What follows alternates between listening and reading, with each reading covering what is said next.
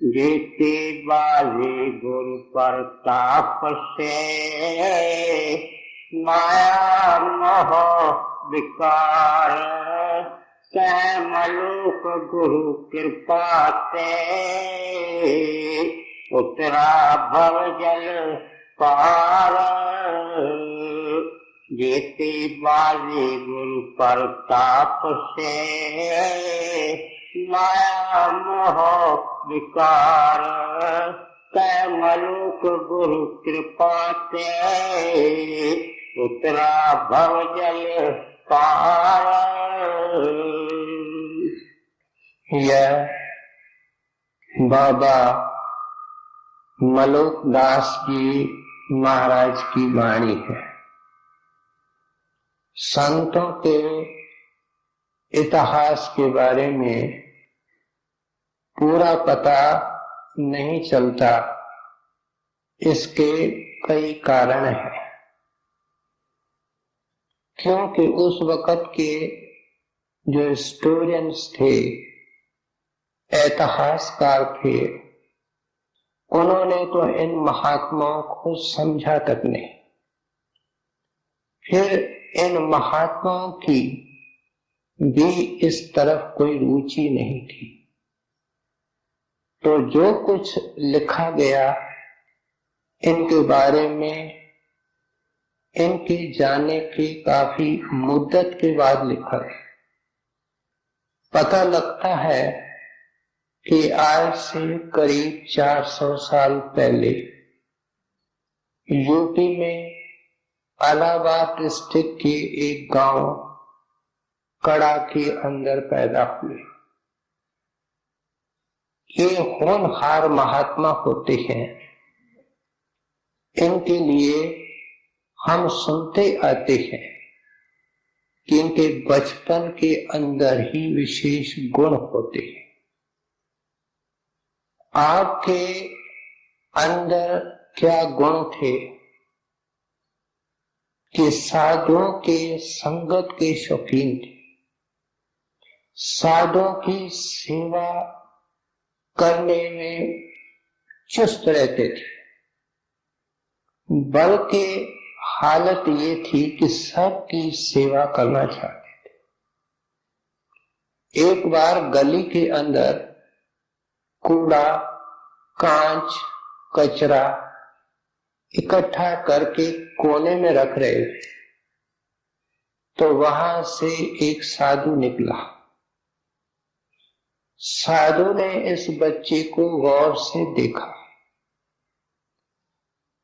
बाबा मलुक दास जी महाराज की बाहें बड़ी लंबी थी, घुटनों तक जाती थी। उस साधु ने पूछा, क्योंकि जोहरी हीरे की परख जानता है कि ये किसका लड़का है। कहने लगे, भाई सुंदर दास जी पास रहते हैं, उनका लड़का है। साधु ने कहा, उनको बुलाओ। जब बुलाया तो कहने लगे, भाई देखो, मालिक की तेरे ऊपर बड़ी कृपा है, आगे ये बच्चा चल करके महान साधु बनेगा, इसलिए पुत्र भावना से इसको नहीं देखना। जैसे जैसे समय निकलता गया, आपकी टोटल रुचि आध्यात्मिक हो गई।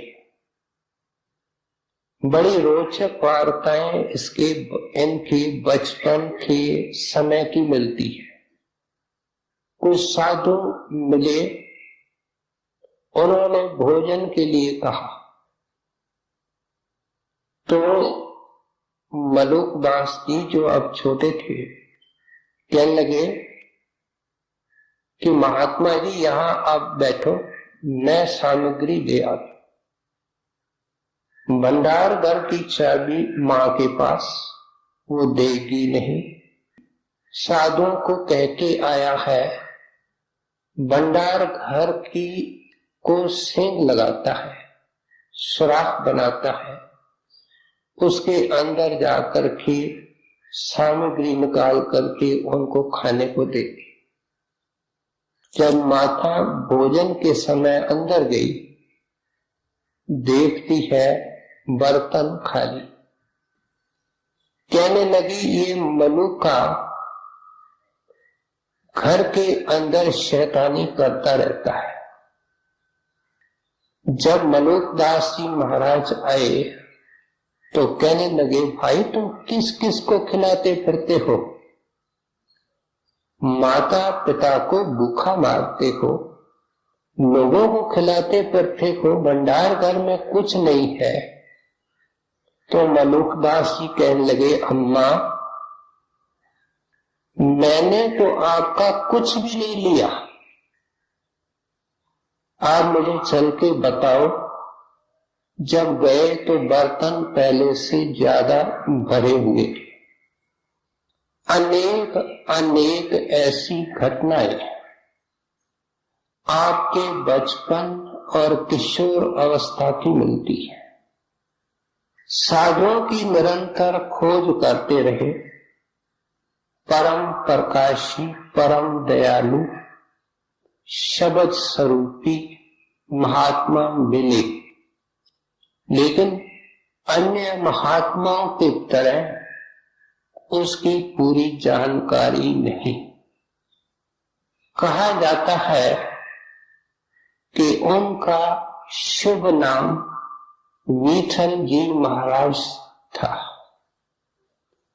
लेकिन आपने अपने वाणी के अंदर आज भी जो वाणी हम सुनेंगे उसमें अपने गुरुदेव की मुक्त कंठ से महिमा करते हैं, करते करते थकते नहीं है। इन्होंने इनके ऊपर नाम का रंग चढ़ाया, भक्ति का रंग, खूब रंग दिया, अपना रूप बना दिया। और कोई समय था जब यूपी के अंदर मलुकदास जी महाराज की बड़ी छाप थी, बड़े चोटी के महात्मा माने जाते थे। हजारों आदमी जिज्ञासु प्यासी आपके चरणों में आकर के प्यास मिटाते थे। उस महात्मा के वाणी को हम कभी कभी सुनते हैं। आज इनके कुछ दोहे हैं, साखियां हैं जो हम सुनने लगे हैं। आप प्रारंभ कर रहे हैं, जीती बाजी गुरु प्रताप ते, माया मोह विकार। क्या मैंने गुरु के प्रताप से मोह माया और विकारों के ऊपर बाजी जीत ली है? अब इस तरीके की भावनाएं वाणी के अंदर आमतौर पे मिलती है कि हमारे और परमेश्वर के बीच में रुकावट हमारे कर्मों की है। पैदा कैसे हुए? विकारों से। पैदा कैसे हुए? माया के प्रलोभन से। पैदा कैसे हुए? मोह के अधीन। इतनी लंबी चौड़ी मोटी दीवार है कर्मों की कि हमको वह शायद नजर नहीं आता। इसलिए आप कहते हैं कि वह घड़ी शुभ थी, वह वेला शुभ था, वह गांव शुभ था, जब मेरे सतगुरु ने मुझे चरणों में बुलाया और मेरे सिर पर दया का हाथ रखा और सत्संग के द्वारा समझाया कि जन्मों जन्मों से हर एक मार खाता है, लात खाता है दुश्मन की, और वो दुश्मन हमारा मन है। मन और माया में कोई फर्क नहीं। अब गुरु ने कृपा कर दी है कि मुझे अंदर ले गए हैं। अंदर कहां? अपने अंदर। और मैंने इस मन माया के ऊपर विजय पा ली। विजय का श्रेय किसको है? जीती बाजी गुरु प्रताप से। महिमा मेरे सतगुरु की है। ये जो मन को जीतना है, बाजी को जीतना है, इसका जिक्र महात्माओं ने बार बार वाणी के अंदर किया है। बुधवार को हमने सुना था, जिनको गुरु प्यारा नहीं लगता है उनके लिए स्वामी जी महाराज ने कहा, तिन जीती बाजी हारी। देखो, जीती बाजी हारी है। इसका मतलब मनुष्य जन्म के अंदर ये जीत सकता है, जीतने का अवसर है। परमात्मा ने पूरा सामान मुक्ति का इंसान के मस्तक में रखा है, और सिर्फ इंसान के। और मसीहा बन करके, महात्मा बन करके, दरवेश बन करके समझाता है कि उस दौलत को तू कैसे पा करके सारे कर्मों को खत्म कर सकता है। इतनी वो महान दौलत है नाम की, शब्द की, जो तेरे अंदर तेरे वास्ते रखी गई है, और जिसने रखी है वह इंतजार करता है कि अपने दौलत को संभाले, अपने अधिकारों को पहचाने। जब भी बाजी जीती जाती है तो किसी के ऊपर जीती जाती है। हमने कबीर साहब को एक बार यहां सुना था, उन्होंने फरमाया, भूख दुखी अब दो दुखी, दुखी रंग विपरीत। ये दुनिया की तस्वीर कि चोटी पर भूख राजा दुखी, लैडर के नीचे रंक जिसको खाने पीने की परेशानी, इनके बीच में सब लोग दुखी। अब दो इसलिए जोड़ दिया कि जो संन्यास लेते हैं, जो बाहर का त्याग करते हैं। कह कबीर ये सब दुखी, सुखी संत मन जीत।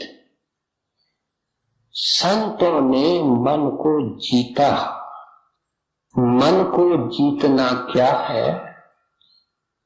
मन को बस करना।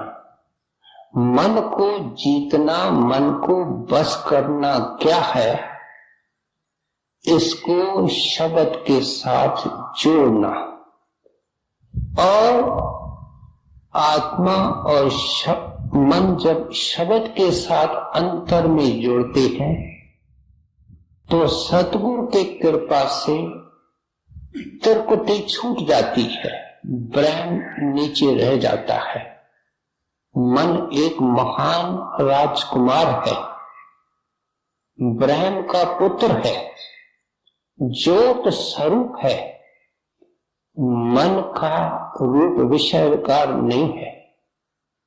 मन का रूप काम क्रोध नहीं है, मन का भंडार भी बहुत ऊंचा है। धीरे धीरे मन को शांति वहां मिलती है। यहाँ जो मन शांति ढूंढ रहा है वो जन्मों युगों की भूली हुई शांति, अपने भंडार की, ब्रह्म की, उसकी तलाश कर रहा है। शक्लों में, पदार्थों में, विषयों में, विकारों में। नतीजा कि अपनी हस्ती खो बैठा है। अब प्रोसेस रिवर्स होती है। मन को और आत्मा को सतगुरु की मदद मिलती है, और जब शब्द से जुड़ करके मन के दायरे को पार करती है आत्मा, तो आत्मा आजाद, जैसे तोते के पिंजरे की खिड़की सदा के लिए खुल गई।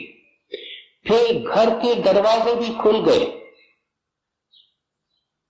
जब आंखों से ऊपर गया तो इस शरीर के पिंजरे की खिड़की खुल गई। जब ब्रह्म को पार किया तो घर के दरवाजे भी खुल गए। आकाश में उड़ना शुरू हो गया आत्मा का। ये मन को जीतना है। कबीर साहब कहते हैं, भाई सुन, मन के हारे हार है। ये क्या है? ये हम लोगों का अब तक का इतिहास है कि तुमने मन और माया की लातें खाई है, चोटें खाई है। अफसोस तो इस बात का है कि जिसकी लात खाता है उसके पैर को चूमता है। इतनी दुर्गति हो गई इंसान की। संत आते हैं कि इसको ठिकाना दे, सहारा दे, इसको समझाएं कि तू क्या है। सो इसलिए कबीर साहब कहते हैं, सारी दुनिया मन के कारण हार चुकी है। क्या इंसान के जामे को बर्बाद कर रही है, और ये जामा, ये शरीर सफल हो सकता है मन के जीते जीत। अगर जिसने मन को जीता है, किसने जीता है? सुखी संत मन जीत। ऐसा मिले, हमारे को सहारा दे, हम पूरा यत्न करें, तब इस भव सागर को पार कर सकते हैं। ग्रंथ साहब के अंदर गुरु अर्जन देव महाराज ने वाणी के अंदर कुछ शब्द लिखे हैं। मैं अर्ज करना चाहूंगा कि सभी महात्माओं ने वाणी लिखी है और उसका नाम रखा है सूरमे का अंग। कबीर साहब के वाणी में सूरमे का अंग है। सूरमे के ऊपर साखियां तुलसी साहब ने लिखी है। स्वामी जी महाराज ने जगह जगह सूरमा किसको कहा है? जिन्होंने मार मन डाला उन्हीं को सूरमा कहना। कहते हैं वो बहुत दुश्मनों का दुश्मन, उसके ऊपर जो विजय पाता है वो सूरमा है। तो मैं अर्ज कर रहा था, गुरु साहब ने सतगुरु को अपने वाणी के अंदर पहलवान से तस्वीर दी और लिखते हैं कि जैसे पहलवान अपने एक शागिर्द को कुश्ती सिखाता है और अखाड़े में ले जाता है, उससे पहले उसको हिदायत करता है कि तुम पहलवान बनने लगे हो, तुम भोजन पौष्टिक खाओ, अच्छा खाओ। पहलवान शराब नहीं पीते और उनको ब्रह्मचर्य के आमतौर पे पालन करने की हिदायत की जाती है। बाहर के पहलवान और उनको खुद पहले ले जाता है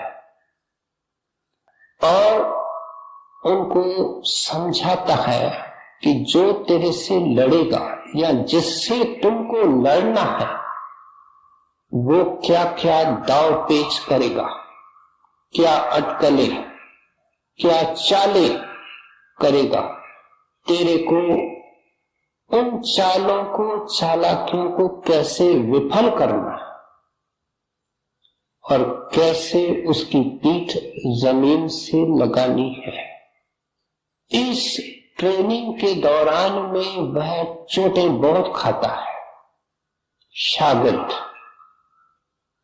लेकिन अगर एक ग्रेड का पहलवान होता है तो किसी वक्त उसका शागिर्द भी एक ग्रेड का पहलवान हो जाता है। गुरु साहब समझाते हुए कहते हैं कि सतगुरु सूरमा है और अपने शिष्य को मन माया से लड़ना सिखाता है।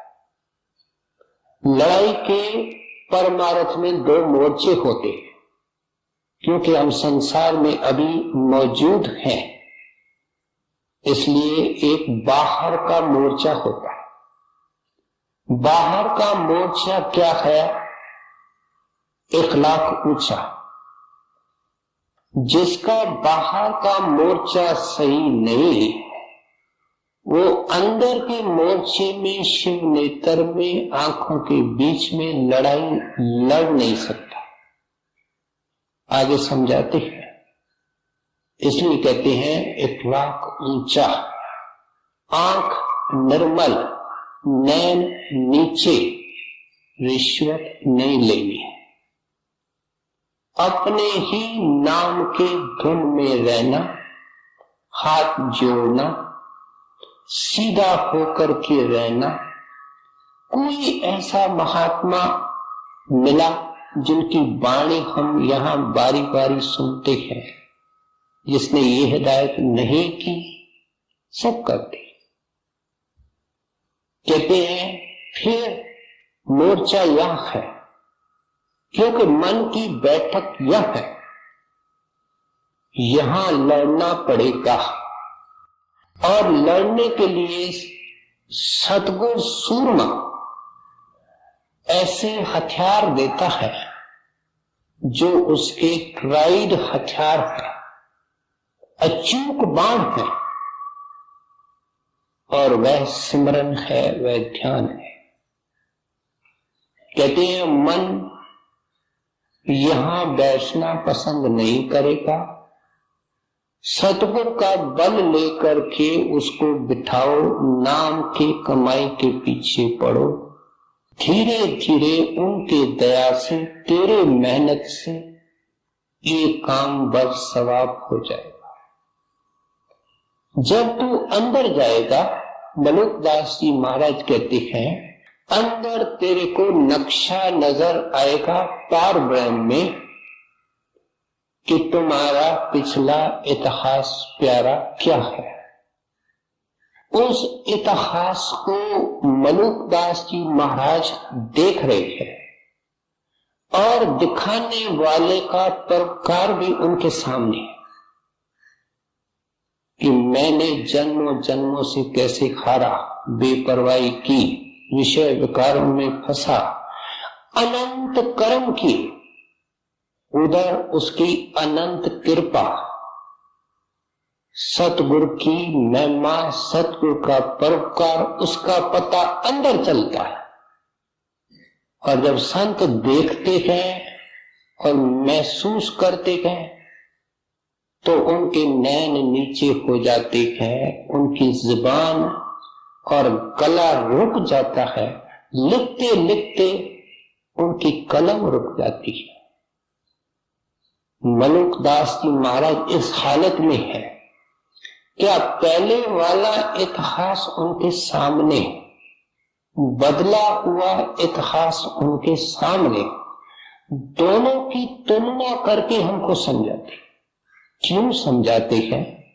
भावना क्या है कि हमारी भी हालत बदले। क्या हम तस्वीर का दूसरा पहलू देखें, अंदर जाकर के कि सतगुरु सेवक के लिए क्या करता है और कितने परपंचों से और जंजालों से इसको मुक्त करता जाता है शब्द के द्वारा, नाम के द्वारा। फिर दोहे के दूसरे हिस्से में कहते हैं कि मलुकदास जी महाराज कि मैं इस भव सागर से पार हो गया और गुरु की कृपा से पार उतर गया। भव सागर कौन सा है? ये दुनिया उस भव सागर का इस साइड का किनारा है। ये दुनिया किनारे के इस तरफ, उस किनारे के पीछे सचखंड है। बीच में भव सागर ही है, मन का, माया का, काल का, महाकाल का। कहते हैं सारे भव सागर से मुझे पार कर दिया। एक चीज समझाना चाहते हैं कि सतगुरु जिसकी मैं महिमा करता हूं, जिसने पूरा भव सागर पार करवा दिया, प्यारे ऐसे साधु महात्मा दरवेश की खोज करो, उनकी शरण। अगर भव सागर के रास्ते का महात्मा होगा, आराम मिलेगा, शांति मिलेगी, लेकिन उस अजर अमर अविनाशी पद में नहीं जाओ जहां से वापस आना नहीं होता। लंबे लंबे सफर होते हैं और बीच में रेस्ट हाउस आते हैं, सर्किट हाउस आते हैं और बड़े खूबसूरत होते हैं। उसमें सब प्रकार के सुख और सुविधा होते हैं, लेकिन घर का अपनापन कुछ और होता है। घर का वातावरण कुछ अपना होता है। घर के अंदर अधिकार कुछ अलग होते हैं। कहते हैं प्यारा रास्ते का महात्मा मिलेगा तो सर्किट हाउस में बिठाए, रेस्ट हाउस में बिठाए, आराम है, लेकिन घर नहीं है। निज घर के पहुंचने का ध्येय सामने रखो और ऐसे सतगुरु की तलाश करो जो तेरे को भी भव सागर से पार कराए। हो सकता है, मलुकदास जी कहते हैं हो सकता है, मेरे सतगुरु ने मुझे पार किया। मलुक आपके सामने बैठा है। एक मिसाल के रूप में मलुकदास महाराज कहते हैं आपको और क्या सबूत चाहिए? ये वाणी आने वाले जिज्ञासुओं के लिए लिखते गए कि ऐसे संत की खोज करो और विरह और प्रेम लेकर के इस भव सागर को पार करो, माया मोह विकारों को छोड़ो और मनुष्य जन्म का जो मकसद है बाजी जीतने का, उसको पूरा करो। आगे सुने। जीते बाजी तुर प्रताप से, माया मोह विकार, मलुक गुरु कृपा से, उतरा पव जल पार। जब लगता अंधियार घर, भूस थके सब चोर, जब मंगर दीपक बरयो, वही चोर धन चोर। इस दोहे के अंदर हमको समझाने के लिए कहते हैं भाई जो आपकी हालत है वो मेरी भी हालत थी। वो हालत कौन सी है? जब लग था अंधियार घर, मूस थके सब चोर। कहते हैं इंसान की हालत इस तरीके से है जैसे उसने नशा पिया है और नशे में चिकनाचूर है, घर में अंधेरा है, बत्तियां ऑफ है, दरवाजे खुले हैं, उस नशे के अंदर पड़ा हुआ है और चोर लूट रहे हैं। जिसकी दौलत लूटी जा रही है वह बिल्कुल बेखबर है, क्योंकि उसको नशा है। कबीर साहब के ने नशे का अंग लिखा है, सब प्रकार के नशे, लेकिन आप हैरान होंगे कि उसमें उन्होंने वो नशे लिखे हैं जिनका हमको पता नहीं। और वे लिखते हैं तन मद, इस शरीर का नशा, सेहत का, जवानी का, सुंदरता का। मन मद, मैं ये कर सकता हूं, मैं ये कर सकता हूं, मैं ये जानता हूं। फिर कहते हैं जाति मद, कि मैं इतनी उत्तम जाति के अंदर पैदा हुआ। फिर कहते हैं ज्ञान मद, जो विद्वानों को होता है, पंडितों को होता है। फिर कहते हैं कि धन मद, पदवी का, पैसे का नशा। फिर कहते हैं गुनाह मद, कितनी कॉम्प्रिहेंसिव लिस्ट है। कहते हैं गुनाहों का भी नशा होता है। जो इंसान बुराई करता जाता है, सतगुरु सत्संगी को अंदर से आवाज देता है, प्यारे तुम तो सत्संगी हो, तुमको तो नाम मिला है, तुम क्या करने लगे हो। अंदर से वार्निंग मिलता है। जो सुन लेता है उसकी जिंदगी अपवर्ड हो जाती है, ऊंची हो जाती है। जो उसकी बेपरवाही करता है, अनसुनी करता है, वो अंधाधुंध फिर कर्म करने लग जाता है। चोरी, ठगी, बेईमानी, सब तरह के धंधे। इसलिए आप कहते हैं कि भाई इतने नशे के अंदर इंसान चिकना चूर है और अंधेरे में है। पिछले जन्म में हम कौन थे, हम क्यों इस शहर के अंदर पैदा हुए, ये हमारे कुटुंबी क्यों बने, कल क्या होने वाला है, हमको कुछ पता नहीं। संत कहते हैं ये अंधेरा है अज्ञान का। संत महात्मा कहते हैं कि केवल ये नहीं है, तेरे अंदर बेअंत प्रकाश के स्रोत हैं, लेकिन तुम आंख बंद करते हो अंधेरा। वो अंधेरा किस चीज का है? जिन चीजों का मैंने अभी जिक्र किया। गुनाहों का मद। आगे कबीर साहब कहते हैं इतने मद को रद्द करे तो पावे दीदार। जब ये सब चीजें छोड़े, इनसे निकले, निकालने वाले एक महापुरुष जो निकल चुके हैं, और जिस किश्ती में वे बैठ के निकले हैं उस किश्ती में बैठना पड़ेगा। जैसे मल्लाह के किश्ती में हिंदू भी बैठते हैं, मुसलमान भी बैठते हैं, ईसाई भी बैठते हैं, किसी कप्तान ने, मल्लाह ने, किश्तीबान ने ये नहीं पूछा भाई तेरी जात क्या है। वो केवल इंटरेस्टेड होता है उस तरफ जाने में और किराया देने में, जो किराया देना पड़ता है। किराया अपने इच्छाओं का हवन।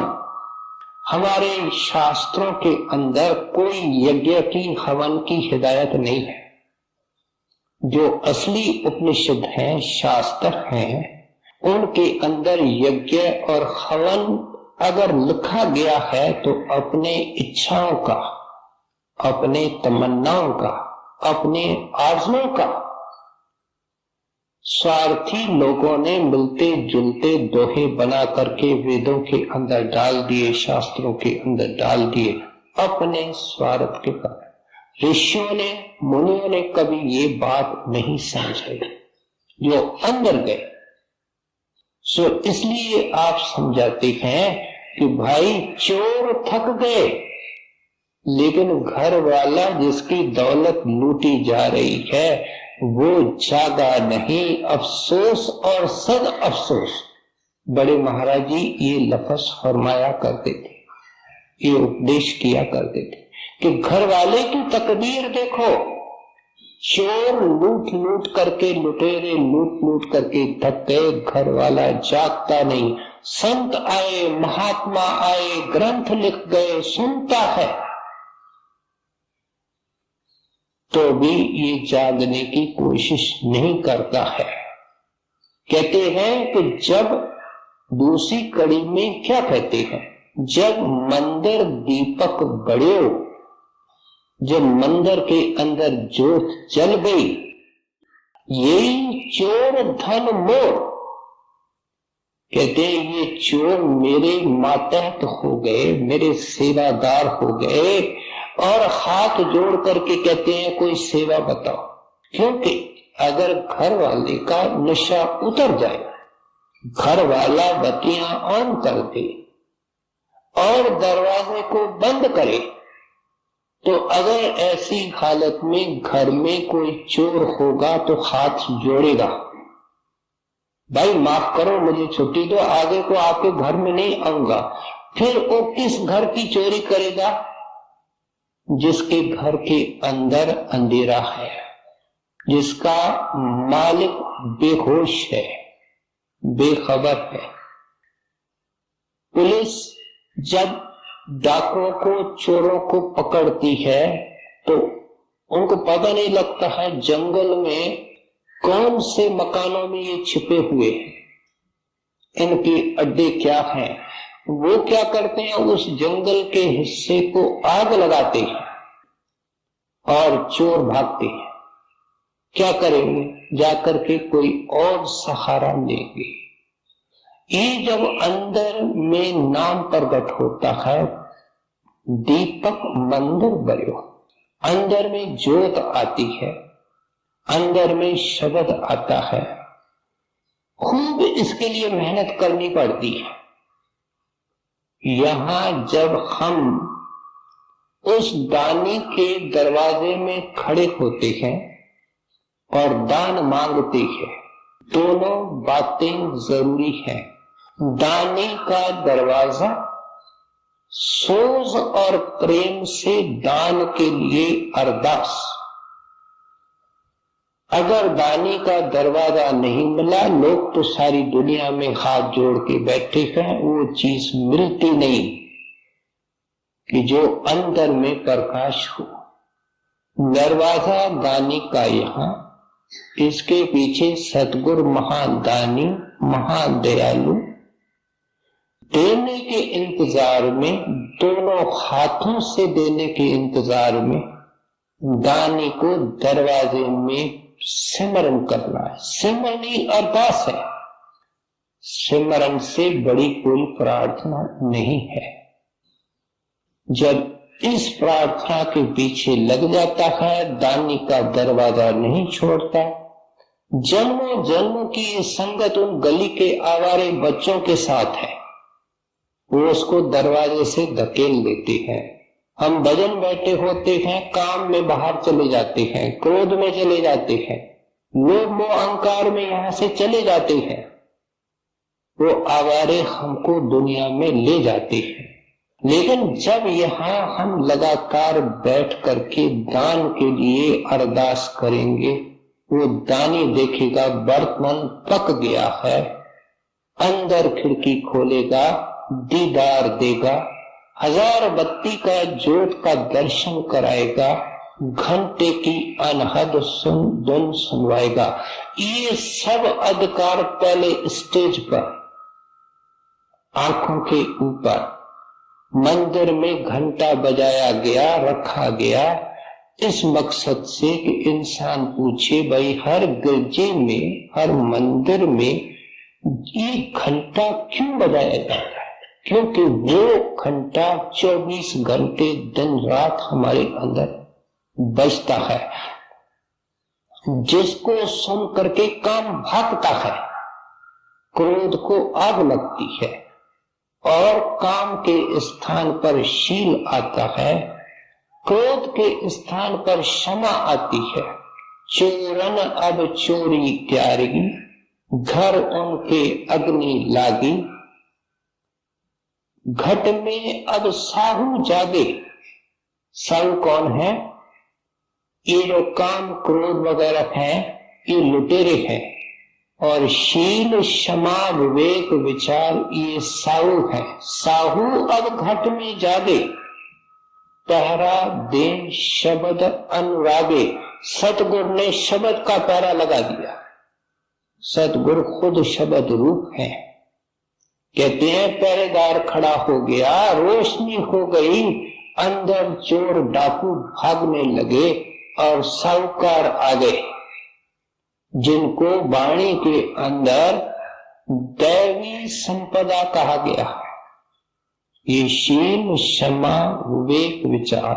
काम क्रोध को क्या कहा? असुरी संप्रदाय, चोरों का, विकारों का झुंड।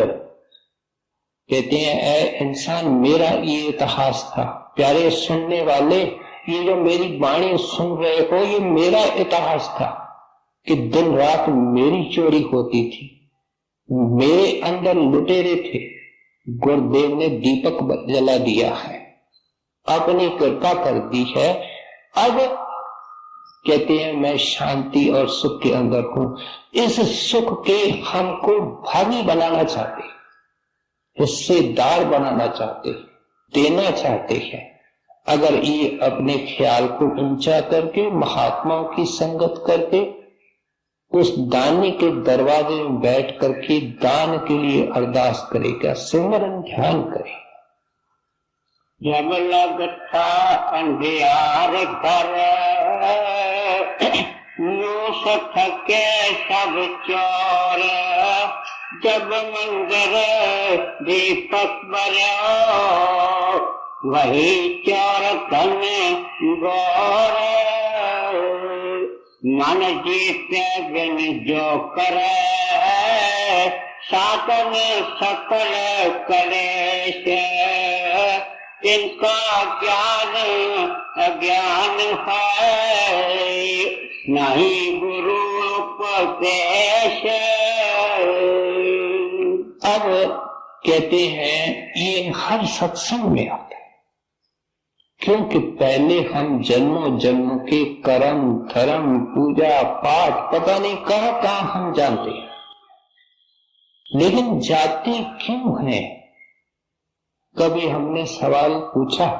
किसी मंदिर में जाओ, मस्जिद में जाओ, दरगाह शरीफ में जाओ, गुरुद्वारे में जाओ, चर्च में जाओ, घुटने टेकते हैं, झोली पसारते हैं।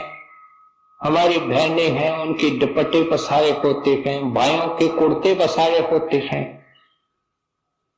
मांगते क्या है कि लड़का बीमार है, उसकी बीमारी दूर हो, मुक्तमा है वो हमारे हक में जाए, ये संकट है ये दूर हो। वो मालिक नहीं चाहते, बिल्कुल नहीं चाहते। हम उनके अंदर हैं, हमने वहां खड़े होकर के भी दुनिया चाहिए है, इसलिए दुनिया में मौजूद है। हम कान खोल करके मलुकदास जी महाराज के बात को सुने कि तेरे दुनिया के अंदर मौजूद होने का कारण क्या है। ये झकझोले जो तू देख रहा है, क्योंकि तुमने परमात्मा को नहीं चाहा है। तुमने अनेक अनेक साधन उसके नाम पर किए हैं, लेकिन तुमने उस राम को सस्ता समझा है। वो इतना सस्ता नहीं है। हजूर महाराज कई बार मौज के घाट के अंदर आकर के रोचक वार्ताएं सुनाते थे कि लोगों की हालत क्या है। एक सेठ ने चोरी ठगी बेईमानी करके पैसे इकट्ठे किए, कहता भाई कुछ तो करना चाहिए, डर लगता है। उसने एक दीपक में तेल डालना और कोई मंत्र था, जाप था, उसको आंख बंद करके जपना अटकल से तेल डालता था कि 15-20 मिनट में तेल खत्म हो जाए और जाप उसके साथ खत्म। ये उसका नियम था। अब सेठ के घर में एक बहू आई, देखती है मेरे शिष्य साहब तो बड़े धर्मात्मा हैं, आंख बंद करके जाप कर रहे हैं, उधर दीपक में तेल खत्म हो रहा है, वो आकर के उसमें और तेल डाल देती।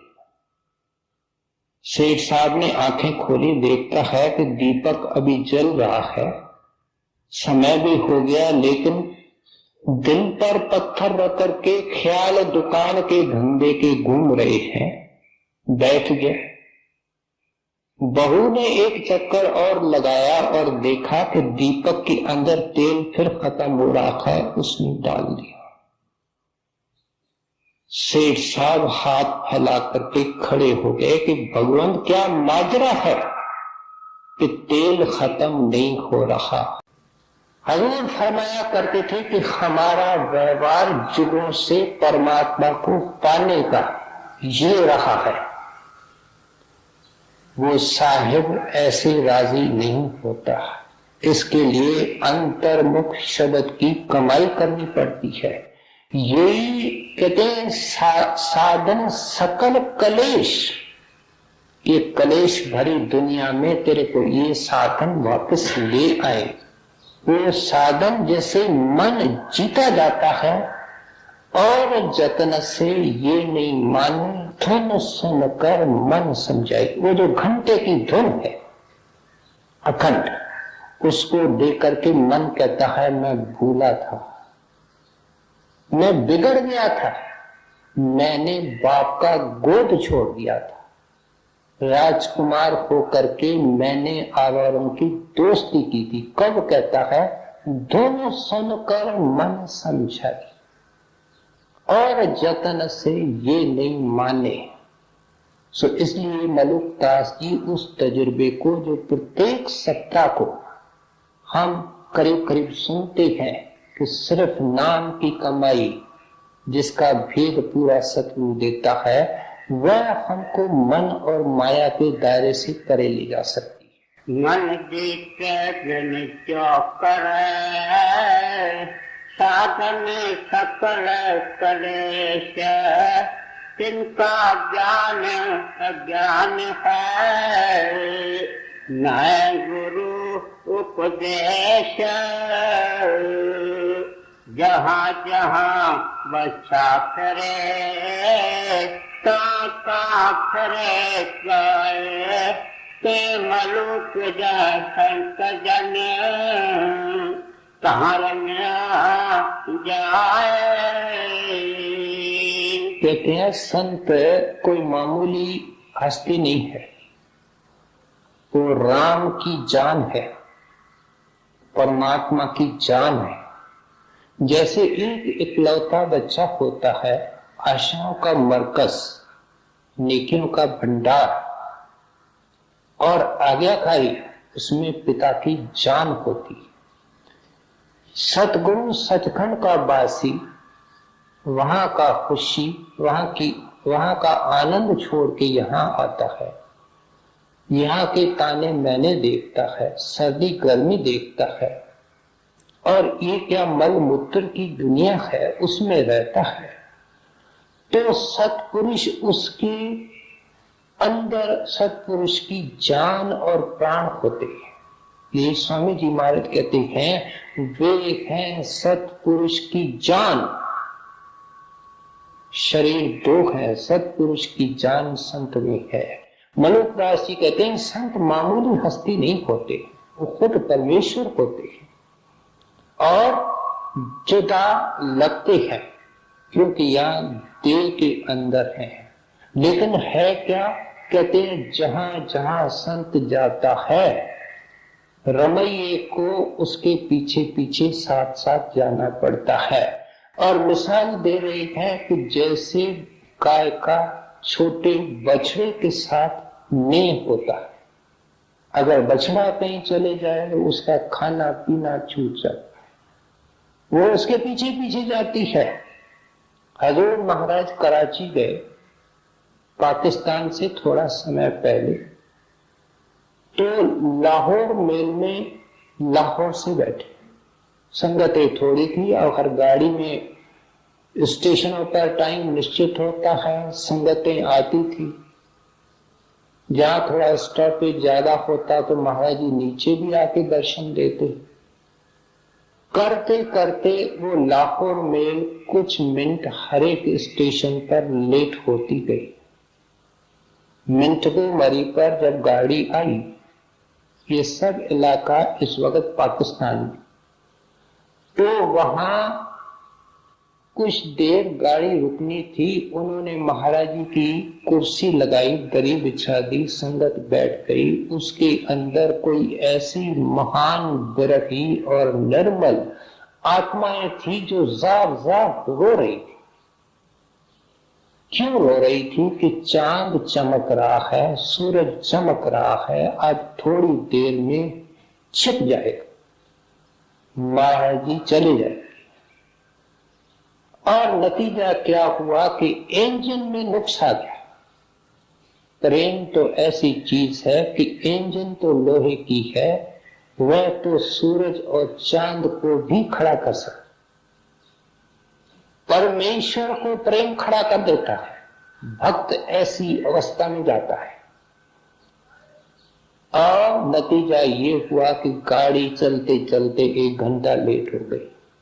जब सिंध के बॉर्डर पर आई तो पहली स्टेशन रहीम यार खान थी। वहां उग्रवादी थे। उन्होंने रेल की पटरियां और फिश प्लेट्स को नीचे ऊपर करके मिट्टी के साथ दबा दिया था कि गाड़ी गिर जावे और हम लूट मार करें। और एक गुड्स ट्रेन खानेवाल से चली रहीम यार खान से पहले। उसने स्टेशन मास्टर को कहा कि मेल लेट हो रही है, उसमें कोई महात्मा है, इसलिए मुझे जाने की इजाजत दो। स्टेशन मास्टर ने मुनासिब समझा कि जब गाड़ी 1 घंटा लेट चल रही है तो गुड्स गाड़ी को जाने दिया जाए। जब उस स्पॉट पर जहां फिश प्लेट्स निकाली गई थी गुड्स ट्रेन पहुंची तो उसके डिब्बे छिन्न भिन्न हो गए, लेकिन महाराज जी के दया से जान का नुकसान नहीं हुआ। ड्राइवर बच गया, फायरमैन बच गए, गार्ड बच गया। इतने में महाराज जी की गाड़ी आ गई, मेल आ गई। जितने यात्री थे, मुसाफिर गाड़ी में थे, सबको पता चला कि हमारे लिए क्या रखा हुआ था। महाराज जी को भी नीचे उतार करके बिठाया, क्योंकि लाइन ब्लॉक हो गई, गाड़ी ने आगे जाना नहीं। वे आकर के महाराज को कहते हैं, रहीम यार खान से शहर के आदमी आए, उन्होंने वहां पैसेंजरों की सेवा की और कहने लगे कि आपके कारण महात्मा जी हम बच गए हैं। तो महाराज जी कहते हैं, देखो मुझे गलत न समझो, मैं आप जैसा एक मामूली इंसान, मैं सरकारी सर्विस से रिटायर्ड आदमी हूं, मैं कोई साधु नहीं हूं। ये जो कुछ किया है उस राम ने किया है, मालिक ने किया है, और वो मालिक आपके अंदर भी है।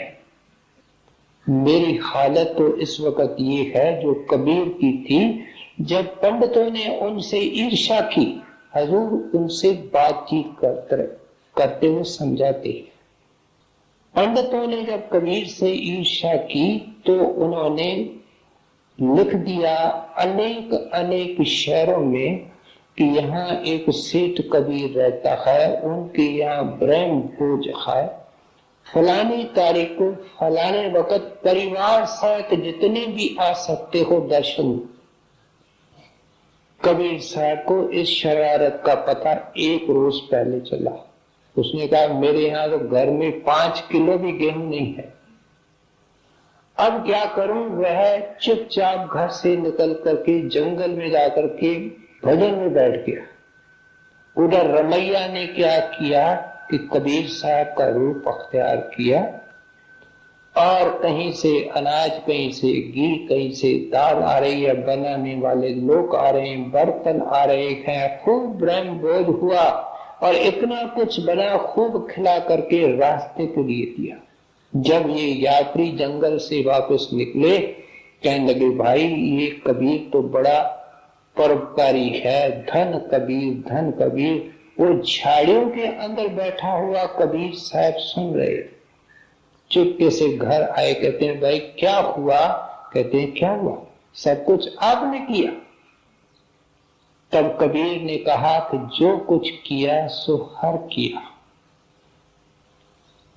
हजूर महाराज जी उनको कहने लगे कि मैं वही वचन कहता हूं, जो कुछ किया सो हर किया। जो कुछ किया है वो उस मालिक ने किया। अच्छी तरह मलुकदास जी कहते हैं संत बड़ी महान हस्ती होते हैं, धरती पर चलते फिरते हैं, प्रभु का रूप होते हैं, प्रभु उनसे अलग नहीं होता है। जहाँ जहाँ बच्चा करे करे मलुक जा संत जन तारनिया जाए। राम नाम के नाम को जान ही लवले से पानी कहाँ न पीजिए। पर हरिये सौ देश तीर सबन को एक सी मूर्ख जानक नाहे। कोट तुम्हें तीर हो काटा चुके तीर होए गलकार कोए खाए। अब फरमा रहे हैं, समझा रहे हैं उसको जो सुनते हैं और कहते हैं हम इस हालत में कैसे जा सकते हैं। कहते हैं भाई सतगुरु मिल जाए, सत्संगी को समझा रहे हैं, नाम मिल जाए तो तुमको ख्याल भी ऊंचा रखना चाहिए। कहते हैं तुम सत्संगी हो करके अमीरों की दोस्ती करते हो, पदवी वालों की दोस्ती करते हो, पॉलिटिकल नेताओं से फिरते रहते हो, आखिर सोचते हो कि उनके पास है क्या। अगर संत के दर्शन करने से मैल उतरती है तो इन दुनियादारों के पास बैठने से दुनिया का रंग चढ़ेगा। कहते हैं भाई वहां पानी मत पियो, उस स्थान में मत जाओ जहां जाकर के भक्ति का रंग उड़ जाता है। यहां कोई दूर नहीं, इस सत्संग से उठ करके किसी निपट संसारी के पास 2 घंटे बैठो, इसका पूरा रंग उतारेगा जो मलुकदास जी महाराज हमारे ऊपर चढ़ाना चाहते, यही बात समझाना चाहते। कहते हैं फिर संत महात्मा किसी को दुख देने की मना करते हैं, और जो लोग पराये गले काट करके पेट भरते हैं, क्या मांस खाते हैं, मछली खाते हैं, मुर्गियां खाते हैं, कहते हैं भाई उनको ये सोचना चाहिए कि उनके अगर शरीर में एक कांटा लगता है तो उनको पीड़ होती है, और उन बेगुनाह जीवों को जिनका कोई दोष नहीं है, और सबसे बड़ी बात है कि इंसान को पकड़ो तो चिल्लाता है, बकरी तो कुछ बोल भी नहीं सकती, भेड़ तो कुछ बोल भी नहीं सकती। मलुकदास जी महाराज कहते हैं भाई जो खाते हैं वे उस जगह में जाकर के अपने आंखों से देखें जहां ये भेड़ और बकरियां काटी जाती, कि उनकी हालत क्या होती है। इन भेड़ों को पहले तो 1 रोज पहले गरम गरम उबलते हुए पानी में डाला जाता है ताकि इनकी चमड़ी नरम हो जाए। सुबह को जब खींच करके खाल उतारते हैं तो खाल उतरती नहीं, तो वो कुछ चमड़े को खाल छोड़ देवे कि इनकी चमड़ी उतारने में हमको आसानी रहे। और सिर पर तलवार चलती है, उस वक्त भेड़ के अंदर क्या गुजरता है? कोई कचहरी नहीं, लेकिन साहब की कचहरी है, साहब उसके अंदर है। कहते हैं भाई तेरे को हिसाब देना पड़ेगा, तू कहां जा सकता है? हमने इतिहास में पढ़ा है भाई सदना कसाई था, और जब उसके किस्मत के अंदर शुभ घड़ी आई तो एक सुबह को बकरी को काटने गया। साहब जब तारे तो कौन रोके? उसको ऐसे प्रतीत हुआ, और सही बात थी, कि जैसे बकरी इंसान के जुबान में बोल रही है। कहती है भाई सदना, तुम क्या कर रहे हो? तुमको पता नहीं है कि तुम्हारा गला भी मेरे हाथ से कटेगा। एक कर्म की खेती है, तुमको सोच समझ करके ये काम करना चाहिए। इन वचनों ने भाई सदने कासाई की सारी जिंदगी बदल दी। उसको वैराग आया, और इतना वैराग आया और इतनी भक्ति की कि इतना पिछला धुंधला इतिहास था, लेकिन भक्ति का रंग चढ़ गया। उसको आज कोई सदना कसाई नहीं कहता है, हम भक्त सदना कहते हैं। और ग्रंथ साहिब में गुरु अर्जन देव महाराज ने भाई सदने की वाणी को परवान करके उसके अंदर सम्मिलित किया। इसका मतलब गुरु साहब तायीद कर रहे हैं, उसके अंदर कबीर साहब की वाणी के भी अंश हैं जिसमें मांस की मना है। सो इसलिए कहते हैं, सारे दुनिया के महात्मा कहते हैं कि भाई तुम अगर किसी का गला काटते हो तो तुम्हारा भी काटा जाएगा। जो कहता है कि मैं नहीं काटता, काटने वाला कोई और है, मैं तो सिर्फ खाता हूं, वो बहुत गलती में है। अंग्रेजों के यहाँ एक रिवाज है कि गुड फ्राइडे को कोई मांस नहीं खाता, और उस दिन कोई मांस कटता भी नहीं। काटने वाला जिम्मेवार है, खाने वाला जिम्मेवार है, उसके लिए जो पैसा देता है वो भी जिम्मेवार है। सो इसलिए कहते हैं कि भाई अगर कोई खाएगा नहीं तो काटने वाला तो खाने वाले के लिए बनाता है। यूके में एक फर्म है जो एक साल के अंदर 30 करोड़ पशुओं और पंखियों को मारती है, बुचर करती है, और उनके पास औजार हैं। उनको प्रिजर्व किया जाता है, डिब्बों में डाला जाता है, कार्टन्स में डाला जाता है, और एक साल में एक फर्म, छोटा सा देश है, इतने पशु पक्षी जानवरों को मारती है और प्रोसेस करके वो मीट बेचती है। कहते हैं भाई कहां जाओगे? ये जो तुम दुनिया के अंदर जुगों जुगों से चक्कर काट रहे हो, तुम्हारे सामने भेड़ और बकरी है। इसमें किसी वक्त इंसान थी, किसी का गला काटा, आज उसका गला कट रहा है।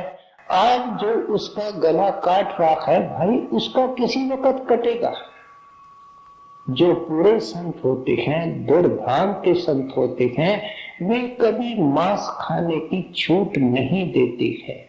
लोअर डिग्री के होते हैं, वे कहते हैं भाई अगर खाते हो तो आपकी मर्जी। वो न खुद जानते हैं, न उनके पास ज्ञान होता है, न कुछ दे सकते हैं। जिनके पास ज्ञान है ये उनके वचन है। जिन्होंने जिंदगी के अंदर इस चीज को पाया है वे समझा रहे हैं। प्यारे सोच लो, ऐसी ऐसी चीजों के नजदीक मत जाओ, क्योंकि इसमें बड़ी हिंसा है, कर्म का बोझ है। सबन को एक से मूर्ख चाणक नाय, काटा चुरे पीर होए, वलकार कोए खाए। दया धर्म हृदय बसे, बोली अमृत बैन ते ऊंचे जानिया जिनके नीचे नैन।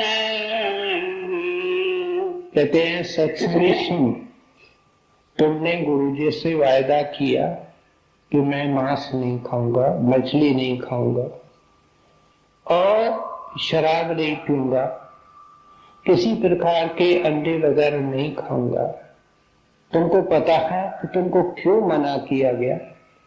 संत पहला सवाल ये पूछता है। कभी संत ये नहीं पूछते थे कि तुम क्या काम करते हो, तुम्हारी क्या जिंदगी है। कहते हैं मांस मछली शराब खाते। कहते हैं भाई ये क्यों पूछते हैं और क्यों इसके ऊपर नाम टिका हुआ है, नामदान? क्योंकि इसके अंदर हिंसा है। अब साथ में मलुकदास जी महाराज समझा रहे हैं कि भाई ये जो तुम जुबान से बोलते हो उसके ऊपर भी नियंत्रण रखो। जितना हो सकता है सिमरन करो।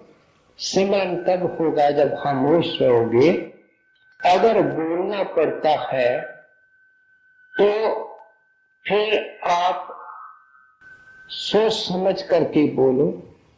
कम बोलोगे तो कम गलतियां होंगी। आंखों से नीचे 9 द्वारों में हम जितने सत्संगी हैं सब के सब गलतियां करते हैं, बोलने में भी करते हैं, अपने कामों में भी करते। कहते हैं अगर तुम कम बोलोगे तो कम गलतियां होंगी, लेकिन प्यारे तुम मीठा तब बोल सकते हो जब तुम्हारे अंदर क्षमा होगी, और तुम्हारे अंदर क्षमा का एहसास तब आएगा जब अपने कसूरों पर, अपने त्रुटियों पर तुम नजर रखेगा। उस वक्त ही तू भड़क उठता है, उस वक्त ही तेरे बाल खड़े हो जाते हैं जब तू सोचता है मैं श्रेष्ठ हूं और इसने गलती कर दी। कहते हैं ये टोटली गलत है। और अगर हम हिंसा की मना करते हैं तो जुबान की हिंसा बड़ी खतरनाक है, क्योंकि वो तीर इंसान के दिल को चुभता है। और वो इंसान सत्संगी जो ऐसा बोलता है वो तो भजन कर नहीं सकता, लेकिन अगर कोई प्रेमी है जिसके दिल को वो तीर लगा है तो उसके भी भजन का नुकसान होता है जो इसके सिर पर आता है। कहते हैं ऐसा सौदा करने की कोशिश न करो। दया करम हृदय बसे बोली अमृत बैन ते ऊंचे जानिया जिनके नीचे नैन। मोदी सब संसार है साहेब राजा राम जा पर चिट्ठी उतरे सही खर्चे पाए। कितनी सुंदर शिक्षा है और असर करेंगी उनको जिनको सद्मार्ग मिला है, जिनको सतगुरु मिला है। कहते हैं भाई तू कहता है कि मैं कितनी मेहनत करता हूं और 10 आदमियों को घर में खिलाता हूं, अगर मैं नहीं कमाऊं तो ये भूखे मरेंगे। कहते हैं भाई तुम सत्संग सुनते हो, संतों की वाणी सुनते हो, मेरी भी आवाज सुनो। मलुकदास जी कहते हैं मोदी सब संसार है साहेब राजा राम।